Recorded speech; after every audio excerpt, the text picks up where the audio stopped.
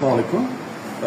সেনবাগবাসীকে প্রথমেই সালাম দিতে জানাতে চাই যে আপনাদের গত বছর একটা ভয়াবহ বন্যার সম্মুখীন হয়েছিলেন এবং সেই সময় আমি আসলে এই উপজেলায় কর্মরত ছিলাম এবং দেখেছি যে একটা অবর্ণনীয় কষ্টের মধ্যে সেনবাগবাসীকে দিন পার করতে হয়েছিল। তারই ধারাবাহিকতায় আমাদের প্রথম কাজই ছিল যে গত বছর বন্যার পরে কিন্তু বন্যার সময় কোন কোন জায়গায় বাদ ছিল বা কোথায় কোথায় পানি যেতে পারছিল না আমরা সেগুলো আইডেন্টিফাই করে ফেলেছিলাম এবং সেই মোতাবেক আমরা একটি খালের উপর যে অবৈধ দখলদার আছে তাদের একটা তালিকা করেছিলাম। সেই তালিকাটা আমরা আমাদের জেলা প্রশাসক স্যারের মাধ্যমে আমরা ঊর্ধ্বতন কর্তৃপক্ষের কাছে ওইগুলো পাঠিয়ে দিয়েছিলাম।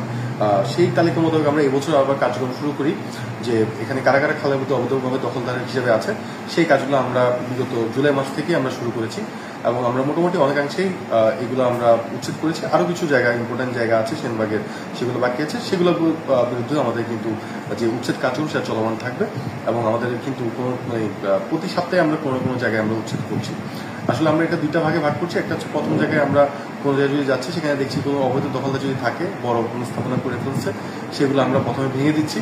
আর একই সাথে হচ্ছে আমাদের আবার খাল খননের কার্যক্রম বা খাল পরিষ্কারের যে বিষয়টা সেটাও আমরা কার্যক্রমটা পরিচালনা করছি। বর্তমানে আমাদের সেনবাগ রাস্তার মাথা থেকে সেবার পর্যন্ত যে খালটি আছে সেই খালের উপর আমরা 41টি বাঁধ রাস্তা আমরা চিহ্নিত করেছিলাম।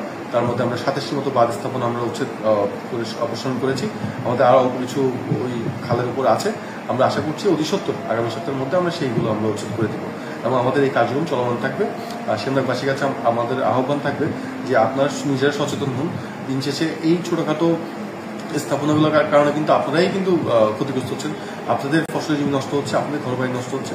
আমরা আশা করবো যে আপনাদের সচেতন হওয়ার মাধ্যমে যদি আপনারা সরিয়ে ফেলেন তাহলে আমাদের জন্য কিন্তু কাজটা আরও সোজা হবে, আমরা আরও বেশিভাবে আপনাদের জন্য কাজ করতে হবে। ধন্যবাদ।